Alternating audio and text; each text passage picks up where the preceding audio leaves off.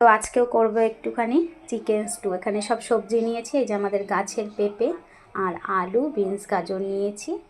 আর এখানে মশলা নিয়েছি যেরকম নিয়ে আর কি, টমেটো, পেঁয়াজ, কয়েকটা আদা রসুন ছাড়িয়ে নিয়েছি, এগুলোকে থেতো করে দেবো, আর কয়েকটা গোটা কাঁচা লঙ্কা। আর এখানে আছে এই যে মাংস নিয়ে আসে প্রতি সপ্তাহে। আমি কি করি, সলিড পিসগুলো সরিয়ে রাখি, রাতে রুটি দিয়ে খাওয়ার জন্য একটু চিকেন স্টু করে নিই, বেশ ভালো লাগে খেতে। তো যাই হোক, এবারে রান্না করি চিকেন স্টু। এই যে এখানে পেঁয়াজ, আদা রসুন একটু ভেজে নিয়ে অল্প তেল দিয়েছি, তারপর আদা রসুন পেঁয়াজ ভালো করে একটু ভাজা ভাজা করে নিয়ে মাংসগুলোকে দিয়েছি, দিয়ে লবণ দিয়ে একটু ভাজা ভাজা করে নিয়েছি। মাংসর কালারটা চেঞ্জ হয়ে গেছে। এবারে সব সবজিগুলো দিয়ে দেবো এর মধ্যে। এই যে সব সবজিগুলো দিয়ে দেবো, দিয়ে এবারে এর মধ্যে আগে তো হলুদ দিইনি, মাংসতে একটুখানি দিয়েছিলাম লবণ, এই যে একটু হলুদ দিয়ে দিলাম, আর একটু এর মধ্যে লবণ কিছুটা আগে দিয়েছি, এখন একটু দিয়ে দিচ্ছি।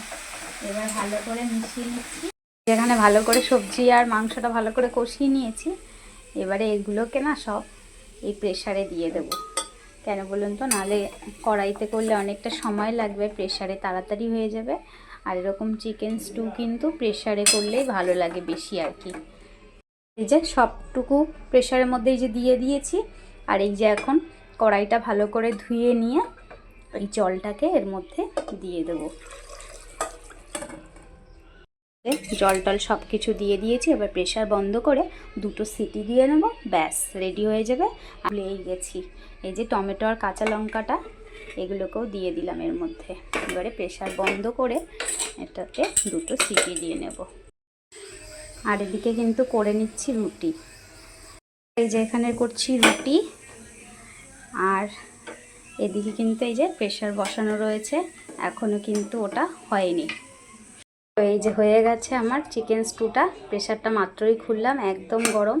এরকম অবস্থাতেই এখন দিয়ে দেব এখানে মাখন, প্রায় 2 চামচ মতন মাখন দিয়ে দিলাম। এটা এখনই গলে যাবে, ভালো করে মিশে যাবে। তো এবারে আমরা খেয়ে নেব। এই যে খাবার গুছিয়ে নিয়েছি, এটা আমার বরের জন্য আর এই যে ছেলের জন্য। এরপরে ওদেরকে দিয়ে তারপরে আমি খেতে বসবো।